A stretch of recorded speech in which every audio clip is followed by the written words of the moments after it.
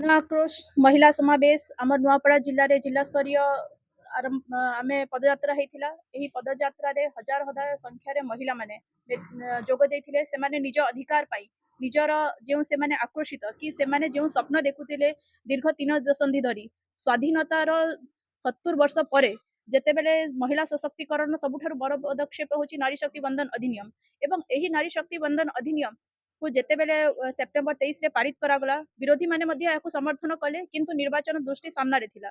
वर्तमान जेतेबेले ताहा कार्यकारी करिवार समय आसिला सेही विरोधी माने याकु ना कहिसंती। जो महिला माने स्वप्न देखुथिले कि आमे माने जेतेबेले पंचायत रु पार्लियामेंट पर्यंत निष्पत्ति रे देशर निर्माण रे आमे भागीदारी हबु विधानसभा रे सांसद रे आमे प्रतिष्ठित ही आम देशर नीति नियम रे आमे निजे इन्वॉल्व हबु सेही समय रे एही विरोधी माने ताहाकु नाहा कहिसंती। एमान से माने याकु विन ऑफ डेमोक्रेसी कहि जो ताच्छल्य करिसंती आमे महिला माने याकु घोर भाबरे निंदा करूछु। आउ एही आक्रोश जे पर्यंत से महिला विरोधी माने हमर एही बिल को पारित न करंती एही आक्रोश जन जन तक पहुंचीबो एवं एही संशोधन बिल को से मानको पारित करबा को पड़िबो।